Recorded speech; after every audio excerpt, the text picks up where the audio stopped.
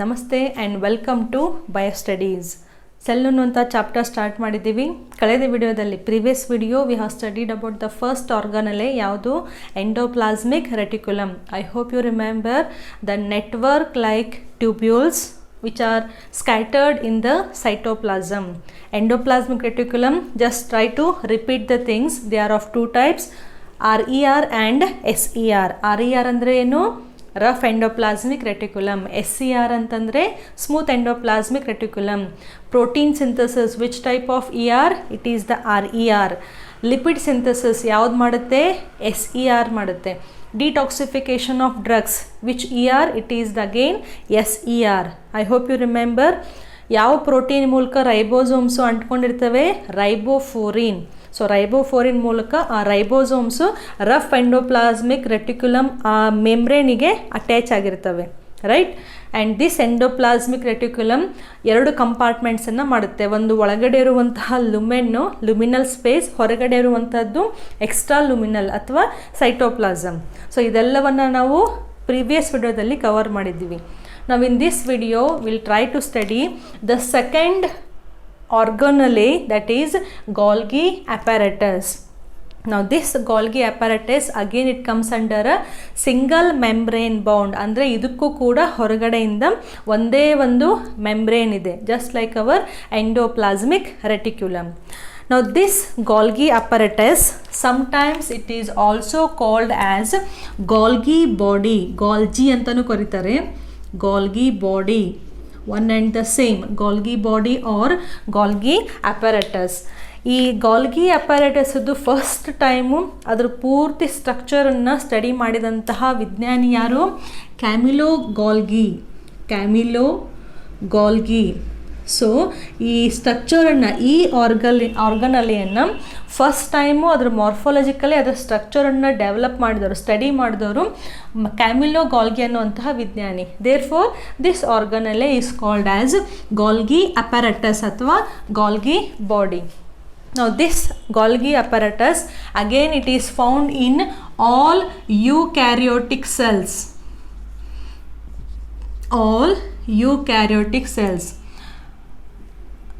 Okay, Golgi apparatus is absent in bacteria. Why? Bacteria is a prokaryotic cell. ಹೌದಾ? Prokaryotic cell ಒಳಗಡೆ membrane bound organelles are absent. ಈ sentence ನೀವು second PU ಮುಗಿಯೋವರೆಗೂ ನೆನ್ಪಿಟ್ಕೋಬೇಕು. Membrane bound organelles are absent in prokaryotic cell. Prokaryotic cell ಅಂದರೆ bacteria ಒಳಗಡೆ just ribosomes ಅನ್ನುವಂತಹ organelle ಮಾತ್ರ ಸಿಗ್ತವೆ, right? So Golgi apparatus is seen in all eukaryotic cells. Again exception is RBC. So RBC ಒಳಗಡೆ Golgi body ಅನ್ನುವಂತಹ ಆರ್ಗನಲೆ ಸಿಗೋದಿಲ್ಲ. Even in case of the sperms of pteridophytes and bryophytes, these Golgi body are absent. Just try to remember. Now coming to the structure of Golgi body. ಈ Golgi body structure ಹೆಂಗಿರುತ್ತೆ ಮತ್ತು ಅದು ಎಲ್ಲಿರುತ್ತೆ ಅಂತ ತಗೊಂಡ್ರೆ, again will consider one cell here. ನಾವು this is one ಯೂಕ್ಯಾರಿಯೋಟಿಕ್ cell, ಸರಿನಾ? ನಾವು here will take the nucleus. So nucleus ಅಂತಂದರೆ ಅಲ್ಲಿ ಎಷ್ಟು ಮೆಂಬ್ರೇನ್ಸ್ ಇರಬೇಕು? 2 ಮೆಂಬ್ರೇನ್ಸ್ ಇರಬೇಕು. ಓಕೆ, ನಾವು this is the outer membrane. Now from this outer membrane of the nucleus ಯಾವ ಆರ್ಗನ್ ಡೆವಲಪ್ ಆಗಬೇಕು? ಇಲ್ಲಿ now this is the endoplasmic reticulum. ಹೌದಾ? So this is the endoplasmic reticulum, right?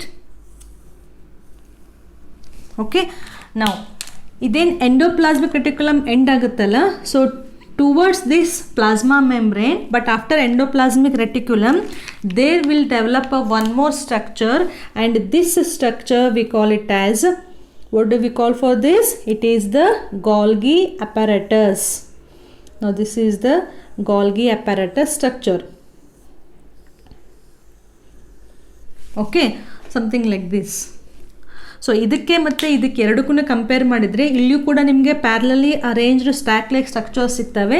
Golgi ಅಪರಾಟಸ್ನಲ್ಲೂ ಕೂಡ ಇದೇ ರೀತಿಯಾಗಿ ಸಿಸ್ಟರ್ನೆ ಅನ್ನುವಂತಹ ಸ್ಟ್ರಕ್ಚರ್ಸ್ ಇರ್ತವೆ. That will study later. if you take the structure of this Golgi apparatus, it is having two poles, andre two sides iddange. The side which is facing the endoplasmic reticulum, it is called as F phase ಅಥವಾ cis phase ಅಂತ ಕರೀತಾರೆ. cis phase, FACE, also called as F phase. The end which is towards the plasma membrane ಅಥವಾ cell membrane, this is called as trans phase ಅಥವಾ M phase. Okay, so ಒಂದು Golgi ಅಪರಟಸ್ನಲ್ಲಿ ಎರಡು ಭಾಗಗಳಿರ್ತವೆ, ಎರಡು end ಇರ್ತವೆ. ಒಂದನ್ನು F end ಅಂತ ಕರೀತಾರೆ, F face ಅಂತ ಕರೀತಾರೆ, ಒಂದನ್ನು ಎಮ್ ಫೇಸ್ ಅಂತ ಕರೀತಾರೆ. ಎಫ್ ಫೇಸ್ ಅಂದರೆ ಸಿಸ್ ಫೇಸ್ ಇದ್ದಂಗೆ, ಎಮ್ ಅಂತಂದರೆ ಟ್ರಾನ್ಸ್ ಅಂತ ಅರ್ಥ. ಅಗೇನ್ ಎಫ್ ಫೇಸಿಗೆ ಫಾರ್ಮಿಂಗ್ ಅಂತ ಕರೀತಾರೆ, ಫಾರ್ಮಿಂಗ್ ಫೇಸ್ ಅಂತ ಕರೀತಾರೆ. ಫೇಸ್ FACE ಫೇಸ್ ಇದಲ್ಲ, ಇದು ಫೇಸ್ ಇದು. ಓಕೆ, ಇದು ಫೇಸ್. ಓಕೆ, ಎಮ್ ಅಂತಂದರೆ ಮ್ಯಾಚ್ಯೂರಿಂಗ್ ಅಂತ ಅರ್ಥ. ಸೊ ಎಫ್ ಅಂದರೆ forming, F stands for forming and M stands for maturing. I will write this again, don't worry. Okay, ಇದು ನಿಮ್ಗೆ ಗೊತ್ತಾಗಲಿ ಅಂತ. So the Golgi apparatus is having two end points, one is F and one is M. Now how do you differentiate between F and M? ನಾವು slightly ಏನಿದು convex ಶೇಪಲ್ಲಿ ಇದೆಯಲ್ಲ, so convex ಶೇಪ್ನಲ್ಲಿ ಇರುವಂತಹ ಎಂಡು ಎಫ್ ಫೇಸ್. ಕಾನ್ಕೇವ್ ಫೇಸಲ್ಲಿ ಏನಿದೆಯಲ್ಲ, this concave ಇತ್ತು ಅಂದರೆ ಅದು M face. So F face ಅಂದರೆ ಫಾರ್ಮಿಂಗ್ ಅಥವಾ ಸಿಸ್ ಫೇಸ್, ಎಮ್ ಅಂತಂದರೆ ಮ್ಯಾಚ್ಯೂರಿಂಗ್ ಅಥವಾ ಟ್ರಾನ್ಸ್ ಫೇಸ್ ಅಲ್ಲ, ಟ್ರಾನ್ಸ್ ಫೇಸ್.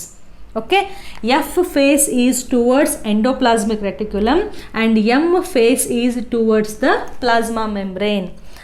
ನೆಕ್ಸ್ಟ್, ಈ ಸ್ಟ್ರಕ್ಚರನ್ನು ನಾವು ಅಗೇನ್ ಡಿಟೇಲ್ ಆಗಿ ಸ್ಟಡಿ ಮಾಡಿದರೆ you will get 4 different parts. ಇವಾಗ ನಮಗೆ ER ಕಲಿಬೇಕಾದ್ರೆ ಸಿಸ್ಟರ್ನೆ, ಟ್ಯೂಬ್ಯೂಲ್ಸ್ ಮತ್ತು ವೆಸಿಕಲ್ಸ್ ಅಂತ ಕಲ್ತಿದ್ವಿ, ನೆನಪಿದೆಯಾ? ಅದೇ ರೀತಿಯಾಗಿ if you take the structure of Golgi apparatus, again it is having 4 different components and those components will study now. And one more important point, this Golgi apparatus in case of plants, so plant ಸೆಲ್ಸ್ನಲ್ಲಿ ಇರುವಂತಹ ಏನು Golgi ಅಪರಟಸ್ ಇದ್ದಾವಲ್ಲ, ಅವು ಜಾಸ್ತಿ scatter ಆಗಿ ಬೆಳೆದುಕೊಂಡಿರ್ತವೆ. Scatter ಅಂದರೆ ಹರಡ್ಕೊಂಡು ಬೆಳೆದಿರ್ತವೆ. ಸೊ ಈ scattered form of Golgi apparatus, it is called as dictyosomes. Just remember, DICTY, dictyosomes. What are the dictyosomes? The scattered Golgi apparatus in the plant cells, they are called as dictyosomes. Now coming to our Golgi apparatus. Now the first component is again cisternae. ಎಲ್ಲಿ ಕಲ್ತಿದ್ದೀವಿ cisternae? This word we have studied in ER, endoplasmic reticulum. What are these cisternae? ಈ ರೀತಿ ಪ್ಯಾರಲಲ್ಲಿ ಏನು arrange ಆಗಿದೆವಲ್ಲ tube like structures, they are called as cisternae. So like endoplasmic reticulum, even in case of Golgi apparatus, it is composed of the parallelly arranged sac-like structures, bag-like structures, and these we call it as a cisternae. But ಇವೇನು stacks ಇದಾವಲ್ಲ, bag like structure ಇದಾವಲ್ಲ, ಇವು ಎಂಡಿಗೆ ಬರ್ತಾ, ಈ ಕಡೆ end ಮತ್ತು ಈ ಕಡೆ ಎಂಡಿಗೆ ಬರ್ತಾ ಒಂದು ಸ್ವಲ್ಪ ಹೀಗೆ ಬಲ್ಜ್ ಆಗಿರ್ತವೆ. ಓಕೆ, ಸೊ ಇವು ಬಲ್ಜ್ ಆಗಿದ್ದಕ್ಕೆ ಒಂದು ರೀತಿ ಬ್ಯಾಗ್ ಥರ ಸ್ಟ್ರಕ್ಚರನ್ನು ಫಾರ್ಮ್ ಮಾಡ್ತವೆ. Are you getting this point? So cisternae, these are parallelly arranged structures and which are slightly bulged at the end. Now this is the first structure. Okay, second one, tubules. So first cisternae aitu, second one is tubules. Now what are these tubules? ಈ ಸಿಸ್ಟರ್ನೇ ಇದಾವಲ್ಲ, ಈ ಸಿಸ್ಟರ್ನೇ towards plasma membrane ಬಂದಂಗೆ, ಇಲ್ಲಿ ಸ್ಟಾರ್ಟಿಂಗಲ್ಲಿ ಇರೋದಲ್ಲ, the proximal end, ಇದು distal end ಆಯಿತು, ಇದು proximal end towards the plasma membrane. ಈ ಕಡೆ ಬಂದಂಗೆ ಇವು ಸ್ವಲ್ಪ ಹಿಂಗೆ ಬ್ರ್ಯಾಂಚ್ಡ್ ಆಗ್ತವೆ. So these structure they will be branched and interconnected.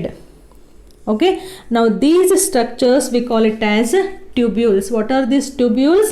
The tube like structures which are slightly branched, they are called as tubules. Third one is again vesicles. Third one, vesicles. Okay, ನಿಮಗೆ confuse ಆಗಲಿಕ್ಕೆ name the organelle in which you can find the cisternae, tubules and vesicles. ಯಾವುದು? Golgi apparatus? No. Even in case of ER also you will find this structure. ನೆನಪಿದೆಯಾ? Previous ವಿಡಿಯೋದಲ್ಲಿ ನಾವು ಈ side 3 ಸ್ಟ್ರಕ್ಚರನ್ನು ಹಾಕಿದ್ವಿ. So endoplasmic reticulum as well as Golgi apparatus, ಈ ಎರಡೂ ಆರ್ಗನಲೆಗಳಲ್ಲಿ you can find these structure: cisternae, tubules and vesicles. Cisternae ಅಂದರೆ ಪ್ಯಾರಲಲ್ಲಿ ಅರೇಂಜ್ ಆಗಿರುವಂತಹ ಒಂದು ಕಟ್ಟಿಗೆ ಥರ ಸ್ಟ್ಯಾಕ್ ಲೈಕ್ ಸ್ಟ್ರಕ್ಚರ್ಸು. ಟ್ಯೂಬ್ಯೂಲ್ಸ್ ಅಂದರೆ ಸ್ಲೈಟ್ಲಿ ಅವು ಬ್ರ್ಯಾಂಚ್ಡ್ ಆಗಿರ್ತವೆ. ವೆಸಿಕಲ್ಸ್ ಅಂತಂದರೆ ಈ ಥರ small and round structures, these are called as the vesicle. So Golgi apparatus is composed of ಸಿಸ್ಟರ್ನೆ, tubules, vesicles plus ಇಲ್ಲಿ ಇನ್ನೊಂದು ಬರುತ್ತೆ, ಇದನ್ನು ಗಾಲ್ಗಿಯನ್ ಬಾಡಿ ಅಥವಾ ಗಾಲ್ಗಿಯನ್ ವ್ಯಾಕ್ಯೂಲ್ ಅಂತ ಕರೀತಾರೆ. Remember this word. Okay, so Golgian vacuoles ಎಲ್ಲಿ? You can show it here somewhere. Now these are the Golgian vacuoles. Okay, so Golgi apparatus, the structure is composed of cisternae, tubules, vesicles and vacuoles. Vacuoles ಎಲ್ಲಿ form ಆಗ್ತಾ ಇದ್ದಾವೆ? ಇದು ಒಳಗಡೆ ಏನು concave structure ಇದೆಯಲ್ಲ, M ಫೇಸ್ನಲ್ಲಿ concave ಏನು ಒಂದು layer ಇದೆಯಲ್ಲ, ಆ ಲೇಯರಿಂದ ಕೆಲವೊಂದು ವ್ಯಾಕ್ಯೂಲ್ಸ್ ಬೆಳಿತವೆ. ಅವನ್ನ ನಾವು ಗಾಲ್ಗಿಯನ್ ವ್ಯಾಕ್ಯೂಲ್ ಅಂತ ಕರಿತೀವಿ. Right? Next, coming to the main thing, that is the function of Golgi apparatus. Functions. Golgi apparatus, they are called as packaging materials. First one, packaging material. Packaging material, also called as export house of cell. Export house of cell. Okay, now what is this export house of cell? ಕೆಲವೊಂದು ಬಾರಿ ಇದನ್ನು post office of cell ಅಂತಲೂ ಕರೀತಾರೆ. ಹೆಸರು ನೆನಪಿರಬೇಕು NEET exam ಮತ್ತು CETಗೆ. ನಾವು what you mean by this statement? See, ಇಲ್ಲೇನು ಕಲ್ತಿದ್ವಿ ನಾವು? ರಫ್ ಎಂಡೋಪ್ಲಾಸ್ಮಿಕ್ ರೆಟಿಕ್ಯುಲಮ್ ಇರುತ್ತೆ ಮತ್ತು ಸ್ಮೂತ್ ಇರುತ್ತೆ. ರಫ್ ಇತ್ತು ಅಂದರೆ ಅದು ಪ್ರೋಟೀನನ್ನು ಫಾರ್ಮ್ ಮಾಡುತ್ತೆ, ಸ್ಮೂತ್ ಇತ್ತು ಅಂದರೆ ಅದು ಲಿಪಿಡನ್ನು ಫಾರ್ಮ್ ಮಾಡುತ್ತೆ. ಅಲ್ಟಿಮೇಟ್ಲಿ ಈ ಪ್ರೋಟೀನ್ ಮತ್ತು ಲಿಪಿಡ್ಡು ಹಿಂಗೆ ಮೂವ್ ಆಗ್ತಾ ಆಗ್ತಾ ಇಲ್ಲಿ ವೆಸಿಕಲ್ಸನ್ನು ಫಾರ್ಮ್ ಮಾಡ್ತವೆ. ಹೌದಾ? ಈ ರೀತಿ ವೆಸಿಕಲ್ಸನ್ನು ಫಾರ್ಮ್ ಮಾಡಿ ಈ ವೆಸಿಕಲ್ಸ್ ಒಳಗಡೆ ಇಲ್ಲಿರುವಂತಹ ಪ್ರೋಟೀನ್ಸ್ ಮತ್ತು ಲಿಪಿಡ್ಸು ಈ ವೆಸಿಕಲ್ಸ್ ಒಳಗಡೆ ಬಂದು ಕುತ್ಕೋತವೆ. ಓಕೆ, ಸೊ ಇವು ಎಗ್ರಿಗೇಟ್ ಆದ ತಕ್ಷಣ ಇದಿಲ್ಲಿ ಕಟ್ ಆಗಿಬಿಡುತ್ತೆ. ಸೊ ಇದು ಕಟ್ ಆಯಿತು ಅಂತಂದರೆ ಇವೇನು ವೆಸಿಕಲ್ಸ್ ಇದಾವಲ್ಲ ಇವು ಫ್ರೀ ಆಗಿಬಿಡ್ತವೆ. ನಾವು ದೀಸ್ ವೆಸಿಕಲ್ಸ್ ಆರ್ ಫ್ರೀ. ನಾವು ಇದು ಮೆಂಬ್ರೇನ್ ಕೂಡ್ಕೊಂಡ್ಬಿಡುತ್ತೆ ಇಲ್ಲಿ. Okay, now these vesicles, they will start moving towards the Golgi apparatus. So ಗೊತ್ತಾಯ್ತಾ? ER ಮತ್ತು ಗಾಲ್ಗಿ ಮಧ್ಯೆ ಇರುವಂತಹ ರಿಲೇಷನ್ ಏನು? ಇಲ್ಲಿ ಫಾರ್ಮ್ ಆಗಿರುವಂತಹ ಪ್ರೋಟೀನ್ಸ್ ಮತ್ತು ಲಿಪಿಡ್ಸ್ ಅಥವಾ ಎನ್ಸೈಮ್ಸ್ ಇವೆಲ್ಲವೂ ಹೊರಗಡೆ ಬರ್ತವೆ. ER ಇಂದ ಬಂದು ಒಂದು ವೆಸಿಕಲ್ಸನ್ನು ಫಾರ್ಮ್ ಮಾಡಿ they will start moving towards the Golgi apparatus. ಯಾವ ಫೇಸನ್ನು ಫಸ್ಟ್ ಅವ್ರು ಟಚ್ ಮಾಡಬೇಕು? ಎಫ್ ಫೇಸನ್ನು. ಹೌದಾ? ಯಾಕಂದರೆ ಇದು ಎಮ್ ದೂರ ಇದೆ. ಸೊ ಫಸ್ಟ್ ಫೇಸ್ ಆಗೋದು ಯಾವುದು? ಎಫ್ ಫೇಸ್ ಅಥವಾ ಸಿಸ್ ಫೇಸ್. ಇವೇನಿದಾವಲ್ಲ ಇವನ್ನ ಟ್ರಾನ್ಸಿಷನಲ್ ವೆಸಿಕಲ್ಸ್ ಅಂತ ಕರೀತಾರೆ. ಟ್ರಾನ್ಸಿಷನಲ್ ವೆಸಿಕಲ್ಸ್ ಎಲ್ಲಿಂದ ಬರ್ತಿದ್ದಾವೆ? ER ಇಂದ ಬರ್ತಿದ್ದಾವೆ. ಹೌದಾ? ಸೊ ಇವೇನು ವೆಸಿಕಲ್ಸ್ ಇದಾವೆಲ್ಲ they will attach to the F face here. So ಅವು ಬಂದು ಗಾಲ್ಗಿಗೆ ಅಂಟ್ಕೊಂಡ್ಬಿಡ್ತವೆ. ಗೊತ್ತಾಗ್ತಿದೆಯಾ? I hope you can imagine. So ಇವೆಲ್ಲ ಕಂಟೆಂಟ್ಸು ಇಲ್ಲಿ ಬಂದು. ಹೌದಾ? ಸೊ ಈ ವೆಸಿಕಲ್ಸು ಎಫ್ ಫೇಸಿಗೆ ಆ ಕವರ್ ಏನಿದೆಯಲ್ಲ, ಕಾನ್ವೆಕ್ಸ್ ಕವರ್ ಇದೆಯಲ್ಲ, ಅದಕ್ಕೆ ಟಚ್ ಆಗಿಬಿಡ್ತವೆ. ಅಂಟ್ಕೊಂಡ್ಬಿಟ್ಟು ಅಂತಂದರೆ ಇಲ್ಲಿ ಲೇಯರ್ ಡಿಸಾಲ್ವ್ ಆಗಿಬಿಡುತ್ತೆ. ಎರಡು ಮಧ್ಯೆ ಇರುವಂತಹ ಲೇಯರು ಡಿಸಾಲ್ವ್ ಆಯಿತು ಅಂದರೆ ನೆಕ್ಸ್ಟ್ ಏನಾಗ್ಬೋದು? ಜಸ್ಟ್ ಇಮ್ಯಾಜಿನ್, ಇಲ್ಲಿ ವೆಸಿಕಲ್ಸ್ ಒಳಗಡೆ, ಟ್ರಾನ್ಸಿಷನಲ್ ವೆಸಿಕಲ್ಸ್ ಒಳಗಡೆ ಇರುವಂತಹ ಏನು ಪ್ರೋಟೀನ್ಸ್, ಲಿಪಿಡ್ಸ್, ಎನ್ಸೈಮ್ಸ್, ಹಾರ್ಮೋನ್ಸ್ ಏನೇನಿದ್ದಾವಲ್ಲ ಅವೆಲ್ಲವೂ ಇಲ್ಲಿ ರಿಲೀಸ್ ಆಗಿಬಿಡ್ತವೆ. ಎಲ್ಲಿ? ಎದ್ರ ಒಳಗಡೆ? ಗಾಲ್ಗಿ ಅಪ್ಯಾರಟಸ್ ಒಳಗಡೆ. ಸೊ ಇವು ಒಂದು ಸತಿ ಗಾಲ್ಗಿ ಅಪ್ಯಾರಟಸ್ ಒಳಗಡೆ ಅವು ಡಿಸಾಲ್ವ್ ಆಯಿತು ಅಂತಂದರೆ ಈ ಸ್ಟ್ರಕ್ಚರ್ ಕೆಲಸ ಮುಗೀತು. ಯಾವುದಿದು? ಟ್ರಾನ್ಸಿಷನಲ್ ವೆಸಿಕಲ್ ಸ್ಟ್ರಕ್ಚರ್ ಮುಗೀತು. Now these chemicals which are formed in the ER, they are in the Golgi apparatus. Golgi apparatus ಒಳಗಡೆ ಬಂದ ತಕ್ಷಣ ಏನಾಗುತ್ತೆ, ಈ ಎಲ್ಲ ಮೊಲಿಕ್ಯೂಲ್ಸಿಗೆ ಒಂದು ಪ್ಯಾಕಿಂಗ್ ಅಂತ ಆಗುತ್ತೆ. ಪ್ಯಾಕಿಂಗ್ ಅಂದರೆ ಏನು, ಇವಾಗ ನೀವು ಬಿಗ್ ಬಜಾರ್ಗೆಲ್ಲ ಹೋದರೆ ಏನೋ ಒಂದು ಗಿಫ್ಟ್ ಒಂದೇನೋ ತೊಗೋತೀರಾ, ಒಂದು ಬಾಕ್ಸ್ ತೊಗೋಬೋದು, ಅಥವಾ ಸ್ಕೆಚ್ ಪೆನ್ಸ್ ತೊಗೋತೀರಾ, ಅಥವಾ ಬುಕ್ಸ್ ತೊಗೋತೀರಾ. ಅವನ್ನ ಪ್ರೆಸೆಂಟ್ ಮಾಡಬೇಕು ಅಂದರೆ ನೀವೇನು ಮಾಡೋದು, ಗಿಫ್ಟ್ ರ್ಯಾಪಿಂಗ್ ಅದೇನು ಸೆಕ್ಷನ್ ಇರುತ್ತಲ್ಲ ಅಲ್ಲಿ ಹೋಗ್ತೀರಾ. ಅವ್ರೇನು ಮಾಡ್ತಾರೆ, ಅದಕ್ಕೆ ಒಂದು ಗಿಫ್ಟ್ ರ್ಯಾಪ್ ಒಂದು ಪ್ಯಾಕ್ ಅಂತ ಮಾಡ್ತಾರೆ. ಸೊ ಅದೇ ರೀತಿಯಾಗಿ ಇಲ್ಲಿರುವಂತಹ ಏನು proteins, enzymes or lipids, whatever biochemicals ಏನಿದಾವಲ್ಲ, ಇವಕ್ಕೆ ಒಂದು ಪ್ರಾಪರ್ ಆಗಿ ಒಂದು ಪ್ಯಾಕೇಜಿಂಗ್ ಅಂತ ಸಿಗುತ್ತೆ. ಫಾರ್ ಎಕ್ಸಾಂಪಲ್, ನಾವು here there is one protein ಅಂತಂದ್ರೆ ಏನು, ಅಮೈನೋ ಆಸಿಡ್ ಚೈನ್. ಓಕೆ, ಅದು ಫುಲ್ ಈ ಥರ ಟ್ರಾವೆಲ್ ಮಾಡಿ ಇಲ್ಲಿ ಒಳಗಡೆ ಬಂತು ಅಂತಂದರೆ ಈ ಒಂದು ಇದು ಅಮೈನೋ ಆಸಿಡ್ ಚೇಂಜ್ ಇದ್ದಿದ್ದು ಅದು ಪ್ಯಾಕೇಜಿಂಗ್ ಅಂತಂದರೆ ಈ ರೀತಿ ಕಾಯಿಲ್ ಆಗಬೇಕು. Then only it can act functionally. So ಇದನ್ನು ನಾವು packaging of a protein, secondary structure, tertiary structure, will study this in the biomolecule. So all these chemicals they will undergo packaging. So packaging ಆಗ್ತಾ ಅವು M face ಕಡೆ ಬರ್ತವೆ. Okay, M face ಅಂದರೆ ಏನು, trans face, that is towards the plasma membrane. Are you getting this?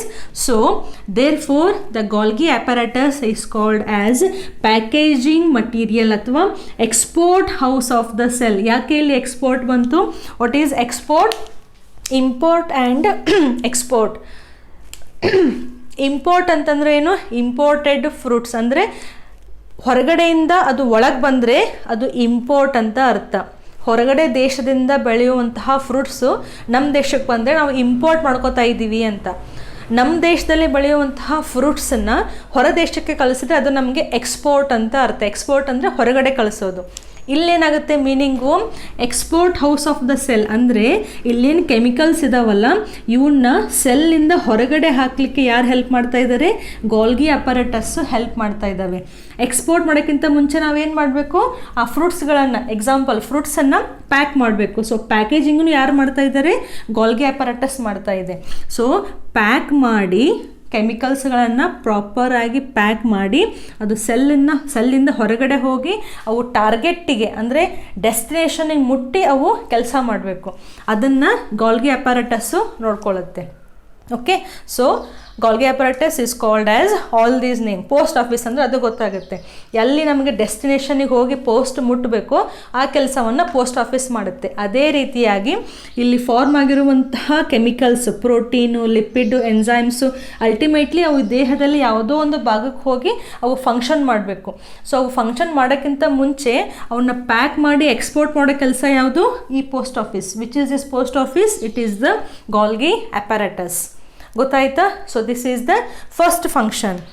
Second function of Golgi apparatus is glycosylation. Okay, what is this glycosylation? ಈ lipid ಮತ್ತು proteins ಅವೆಲ್ಲ ಇಲ್ಲಿ move ಆಗ್ತಾ ಇರ್ತಾವಲ್ಲ, ಒಂದು ಫೇಸಿಂದ ನೆಕ್ಸ್ಟ್ ಫೇಸಿಗೆ ಮೂವ್ ಆಗಿ ಇಲ್ಲಿಂದ ಅವು ಹೊರಗಡೆ ಬರ್ತವೆ. ಇಲ್ಲೇನು ವೆಸಿಕಲ್ಸ್ ಆಗಿದೆಯಲ್ಲ, ವಾಟ್ ಈಸ್ ದಿಸ್ ವೆಸಿಕಲ್? ಇಲ್ಲಿ ಪ್ರೋಟೀನ್ಸ್ ಮತ್ತು ಎನ್ಸೈಮ್ಸ್ ಆರ್ ಕೆಮಿಕಲ್ಸ್ ಮೂವ್ ಆಗಿ ಪ್ಯಾಕ್ ಆಗಿ ಹೊರಗಡೆ ಬಂದು ಅಂತಂದರೆ ಇದು ಇಲ್ಲಿ ವೆಸಿಕಲನ್ನು ಫಾರ್ಮ್ ಮಾಡುತ್ತೆ. So these vesicles are ready to move or ready to reach the destination. Glycosylation ಅಂದರೆ ಏನು? ಈ ಪ್ಯಾಕೇಜಿಂಗ್ ಮಾಡಬೇಕಾದ್ರೆ ಇದೇನು ಪ್ರೋಟೀನ್ಸ್ ಮೊಲಿಕ್ಯೂಲ್ಸ್ ಇರ್ತಾವಲ್ಲ, ಪ್ರೋಟೀನ್ ಮೊಲಿಕ್ಯೂಲ್, ಆ ಪ್ರೋಟೀನ್ ಮೊಲಿಕ್ಯೂಲ್ಸಿಗೆ ಕಾರ್ಬೋಹೈಡ್ರೇಟ್ ಅಟ್ಯಾಚ್ ಆಗಲಿಕ್ಕೆ ನಾವು ಗ್ಲೈಕೋಸಿಲೇಷನ್ ಅಂತ ಕರಿತೀವಿ. Just a minute.